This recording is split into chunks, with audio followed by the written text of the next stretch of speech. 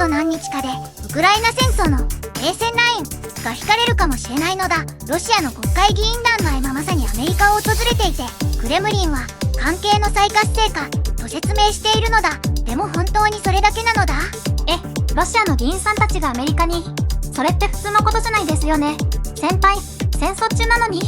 普通じゃないのだ。2022年の全米侵攻以来、米ロ間の議員レベルの直接接触はほぼ凍りついていたのだ。それが今、静かに回答し始めているのだ。今日はこの動きの裏に何があるのか、ウクライナ和平交渉はどこに向かうのか、そして日本の僕たちの生活にどう関係するのか、徹底的に掘り下げるのだ。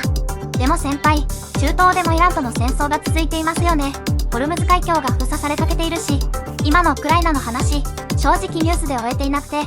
実はそこが確信なのだ。世界が中東に注目している今こそ、ウクライナ問題で動きが出やすい状況になっているのだ。まずルモンドなどフランス系複数メディアが報じた内容から整理するのだ。クレムリンの報道官のミトリー・ペスコフは、ロシアの国会議員がアメリカを訪問していることを認め、関係を再活性化させるためだと述べたのだ。関係を再活性化するって、かなりぼんやりした表現ですよね。具体的に何を話しに行ったんですか？ここが面白いのだ。公式の説明は再活性化だけで、具体的な議題は明かされていないのだ。外交の世界ではこれはまだ公式にはできない話をしているというサインなのだ。冷戦時代の米ソ交渉でも公式チャンネルが凍結した時には必ず議会レベルや民間チャンネルを使って水面下で接触してきたのだ。そういうのをバックチャンネル外交と呼ぶのだ。バックチャンネルってクラスの連絡係みたいなものなのだ。担任の先生同士が直接話せない時、生徒会長にこっそり伝えといてと頼むやつなのだ。今のロシアとアメリカがまさにそれをやっているのだ。なるほど。でも先輩、そもそもトランプ政権ってロシアにどういう立場なんでしたっけ？ウクライナを支援してきたバイデン政権とは全然違いますよね。トランプ大統領は就任当初からウクライナ戦争を早期終結させると繰り返してきたのだ。ただ同時に今はイランとの戦争に集中しているため、ウクライナは後回しになっているという側面もあるのだ。でも今回の議員訪米はトランプ政権がウクライナ問題を完全に棚上げしているわけではないことを示しているのだ。つまり表舞台はイランの戦火で賑やかなのに、その陰でウクライナのゲームが静かに進んでいるということですか？なんか推理小説みたいですね。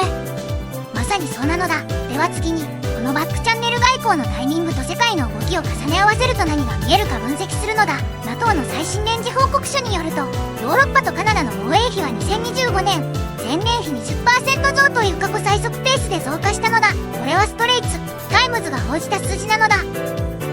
20% って相当な額ですよね。ロシアはそれを見てどう思うんでしょう？そのプレッシャーが今回の訪米に関係している気がしますけど。鋭いのだ。ロシアにとって一番恐ろしいシナリオは、戦争が長引くほど NATO が強化され、ウクライナへの軍事支援が増え続けることなのだ。 NATO は首脳会議で2035年までに GDP の 5% を防衛費に充てる目標を設定し、ポーランド、リトアニア、ラトビアはすでに GDP の 3.5% 超を達成しているのだ。ロシアの周りに高い壁がどんどん積み上がっているようなものなのだ。一方でトランプは NATO に怒り心頭なのだ。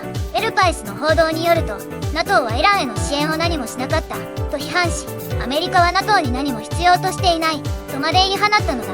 これは NATO の結束に亀裂を入れようとしているように見えるのだが、実はロシアにとってこの米欧の対立こそ最大の外交チャンスなのだ。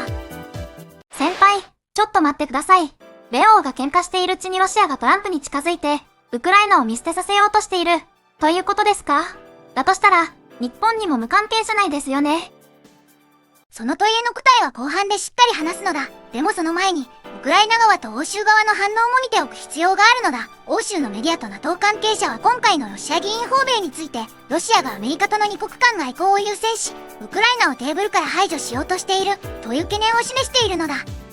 歴史的に見ると、これは2014年のクリミア半島併合後の外交パターンと酷似しているのだ。あの時もロシアはアメリカとの直接チャンネルを作りながら、欧州各国を分断し、最終的にウクライナの交渉参加を形骸化させたのだ。ルモンドをはじめとするフランス系メディアはこの繰り返しのリスクを強く警告しているのだ。ここまでの流れを整理するのだ。ロシア議員団がアメリカを秘密裏に訪問している。 NATO は防衛費を 20% 増という史上最速で積み上げている。トランプは NATO を批判しながら欧州との距離を広げている。そしてロシアはこの亀裂を利用してアメリカとの二国間外交を進めようとしている可能性があるのだ。では、これが日本の僕たちにどう影響するのかを具体的な数字で見ていくのだ。まず、今すでに起きていることから話すのだ。中東のイラン戦争でホルムズ海峡が事実上封鎖寸前になっている。ハンデルスブラッドが報じた研究によると、ホルムズ海峡の完全封鎖で世界の貿易は年間4000億ユーロ、日本円にして約65兆円規模のダメージを受ける可能性があるのだ。65兆円。想像もできない数字です。でも、それってウクライナ問題とどうつながるんですか？中東とヨーロッパは別の問題じゃないんですか？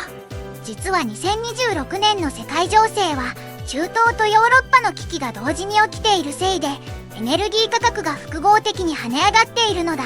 エルパイスの報道によると、ブレント原油はすでに1バレル104ドルを突破していて、これは2022年のロシア侵攻直後の水準に近いのだ。ガソリン1リットルで換算すると、日本では今より10円から15円上がる計算になるのだ。もう少し具体的に言うのだ。月に50リットルガソリンを使う家庭なら、月750円。年間9000円の負担増なのだ。地方に住んでいて車が生活の中心の家庭なら、月100リットル近く使うから年間1万8000円の増加になるのだ。しかもウクライナ問題が長期化してロシアの天然ガス供給が不安定なままなら、冬の電気代、ガス代にも跳ね返ってくるのだ。正直、聞いていて怖くなってきました。でも先輩、もしウクライナ和平がうまくまとまれば、エネルギー価格は下がるんじゃないですか？良い問いなのだ。理論上はそうなのだ。ロシアからの天然ガス供給が正常化されれば欧州のエネルギー価格は下がり、連鎖的に日本にも恩恵がある可能性があるのだ。ただし、ロシアに有利な形での停戦になった場合は別の問題が生まれるのだ。それが安全保障の問題で、ここが日本に直接関わってくるのだ。ちょっとだけ私の意見を言わせてください。ずんだもん先輩の解説を聞いていると、どちらに転んでも日本には厳しい状況が続くように思えます。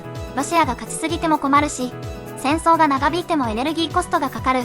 日本には選択肢がないんじゃないですか。これって。紬が鋭いことを言ったのだ。実はこれが構造的な罠なのだ。日本はエネルギーの約 90% を輸入に頼っていて、中東とロシアの双方の情勢に常にさらされているのだ。でもだからこそ日本がやるべき選択肢はあるのだ。エネルギー自給率を上げること、再生可能エネルギーへの移行を加速させること、そして外交的には中立的な仲介者として役割を持てる可能性があるのだ。覚えているかのだ。冒頭で、あと何日かで停戦ラインが引かれるかもしれない、と言ったのだ。今回のロシア議員団の訪米は、そのタイムラインが現実に動き始めているサインなのだ。ただし、それがウクライナにとって公平な停戦になるのか、それともロシアに一方的に有利な形になるのかで、エネルギー市場も安全保障も日本の家計も大きく変わってくるのだ。ここからはこれがどう転ぶか2つのシナリオを考えるのだ。シナリオ A はトランプ主導の早期停戦なのだ。アメリカがロシアと2国間で合意し、ウクライナが既存の占領地域をロシアに事実上認める形で停戦が成立するのだ。この場合、短期的にはエネルギー価格が落ち着くが、NATO の信頼性は大きく傷つき、中国が台湾問題で強気に出る可能性が高まるのだ。シナリオ B は、欧州の抵抗と長期膠着なのだ。ヨーロッパがウクライナへの支援を続け、NATO の防衛費積み上げで抑止力を維持しながら、ロシアを交渉テーブルに引きずり出す長期戦なのだ。エネルギー高は続くが、ウクライナの主権は守られる可能性が高く、日本の安全保障環境も相対的に安定するのだ。僕の見立てでは、今年後半に向けてシナリオ A と B の間のどこかで着地するのではないかと思っているのだ。ずんだもん先輩、一つ聞かせてください。もし1ヶ月後に答え合わせをするとしたら、どちらのシナリオに近くなっていると思いますか？正直に言うのだ。今の動きはシナリオ A に向かっている可能性の方がやや高いと僕は見ているのだ。ただ欧州は激しく抵抗するだろうから、完全なシナリオ A にはならないはずなのだ。みんなはどう思うのだ？ A に近いか B に近いか、コメントで教えてほしいのだ。1ヶ月後に一緒に答え合わせするのだ。今日のまとめをするのだ。ロシアの国会議員団が訪米し、米ロのバックチャンネル外交が動き始めているのだ。NATO は防衛費を前年比 20% 増という史上最速ペースで積み上げており、ウクライナ問題と中東危機が複合してエネルギー価格が上昇中なのだ。日本の家庭では年間9000円から1万8000円規模のエネルギーコスト増になる可能性があるのだ。この動き、目が離せないのだ。チャンネル登録とベルマークをポチッとしておく恐縮なのだ。